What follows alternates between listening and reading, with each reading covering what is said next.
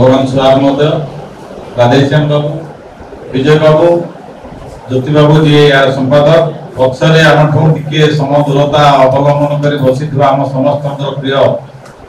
टीका सार प्रणाम करती एवं समस्त कवि कवयित्री बंद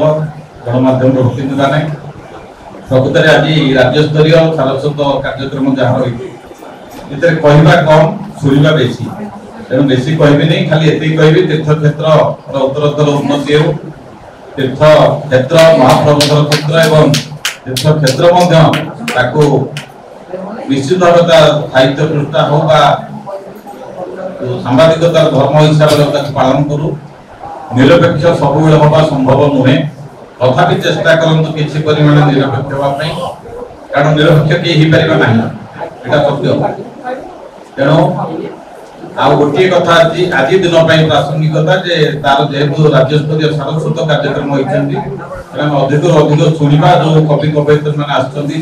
सृजनशीलता परिप्रकाश कर गोटे बड़ मध्यम हूँ तीर्थ क्षेत्र एवं आमे तो प्राय तीर्थ क्षेत्र सब पढ़ुची एवं विशेषकर साहित्य पृष्ठा प्रति गोटे दुर्बलता थाए से बहुत माने बड़ जिनस हूँ से सब नुआ नुआ कवि कवयित्री मानक आणुचंदी जोटा गोटे बड़ साधुवाद देवी कारण प्रत्येक भितर किसी ना कि गोटे इनोवेटिव आइडिया अच्छी से जिनटा जब पदा को न आसो से जिन खबर कागज प्रकाशित हो सोशल मीडिया प्रकाशित जब न हो ताहले से लोक मुखर पड़ी पारिबनी अर्थात बणमल्ली बणरे पड़ी झड़ीगला आमे जदि भीम भाई की देखुंट आज सी भी प्राथमिक अवस्था जब आज समय थाते भी एमती अनदेखा कराता बड़ बड़ पेपर मानक भी देखुचु बड़ बड़ कवि मान लेखा जहाँ दुर्बोध्य अबोध्य आम बुझी पारना मुझे साहित्य को भल पाऊा मनीष साहित्यिक नुहे किंतु यही छोट मोट लेखक मान लेखाटा एत सरल तरल और प्रांजल होता है सेटा को बुझी जाए मनटा को छुई जाए किंतु जड़े जड़े विज्ञ कवि लेखा बड़ बड़ ना लेखा से कौन लिखी बुझिले से कहे हाँ हाँ यहाँ मो लेखार अर्थ तेणु आम पढ़ू आउ न बुझी पारिक भूली जाए अर्थात बेसी पढ़ार आवश्यकता अनुभव करूना तथापि से बड़ बड़ पेपर मानक स्थानित करा जाए यही छोट छोट कवि जो मैंने आज नुआ नुआ बाहर उपेक्षा करा जाए सुजोग मिले ना तेणु मु आशा रखी तीर्थ क्षेत्र तार दायित्व जहाँ वर्तमान सुधा निर्वाह कर तीर्थ क्षेत्र गोटे बड़ खबर कागज 5 वर्ष पर 3 वर्ष पर बाहर एवं सीए नुआ कवि मान सुजोग देवार भूली यदि से हुए ताहले तीर्थ क्षेत्र पथ रु माने विच्युत बुझा पड़ो मु आशा रखी अनुरोध करी आपण सबू नुआ नुआ विशेषकर जो मैंने लेखा दैनिक दौरान ठीक अच्छे से किसी बाहर करूँ सब नूतन को आप ग्रहण करूँ जहाँ चक्रधर भाई कहले जे एठारे बहुत कवि कवयित्री रोचंदी पुरी हम महाप्रसाद पुरी जिले में बेसी खाती लोक मंदिर पाखापाखि लोक बेसी खाते प्रत्येक दिन खाऊे आप जाजपुर जी से जन खाऊँ वर्षे 2 वर्ष थे खाऊ तेणु ये सेमती कवि कवयित्री जेहेतु पेंट स्थल ये निश्चित भाव में सब कवि मानकर आधिपत्य रही भल जिते दही क्षीर आसो दही हम मंथन हम घृत अधिक बाहर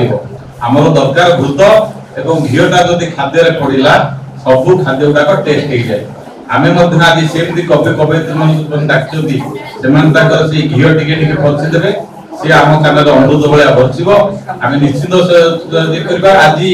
मुझे भावुँ मुझे जीवी नहीं पूरा रही शुणिक जी बहुत धन्यवाद आपण कविता पाठ आरंभ कर खुशी लगे बहुत नुआ कवि अनुरोध करी दोहराऊँ विपिन भाई दयाकोरी तीर्थ क्षेत्र पर्यंत आप नुआ नुआ पिला सुजोग देवे बहुत भल लगे जो नुआ पाने शुणिलु पुराणा तो निश्चित भाव में भल पुराणा को बाटा चपल भाया ब्रांडेड माने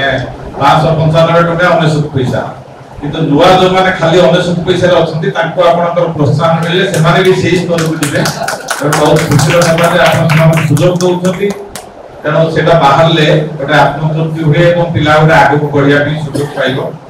जो मैंने आज प्रतिष्ठित होते भी भाया थे तो सेटा को टिके ध्यान देवा पे पड़िबो मो गाइबा अवस्था नथि बहुत सुनिबा अवस्था राजी थिली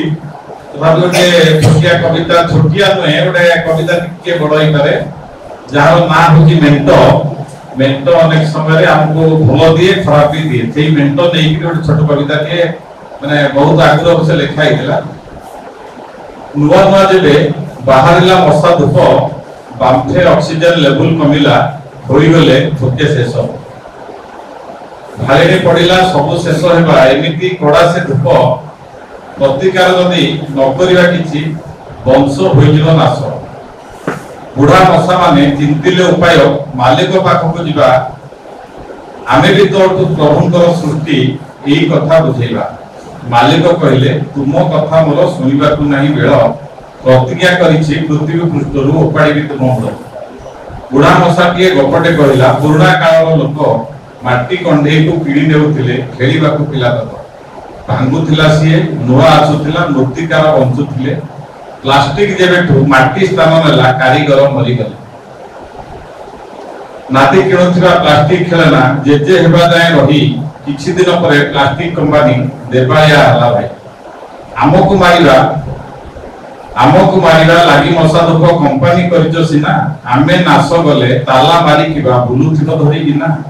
मालिक मुंडटी किणा खाई गला पार्टी हेला पाकु पाकु उपाय कोन कथा कहिला व्यवसाय मोर बंचु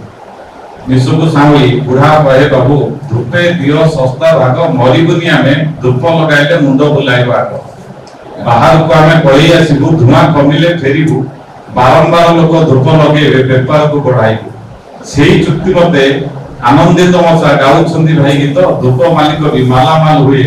लोक भोगुछंदी दुख असाधु मेंटर एही परिणाम अंत संत जनगण सब व्यवस्था असाधु चुक्ति विश्व पाई अकार धन्यवाद।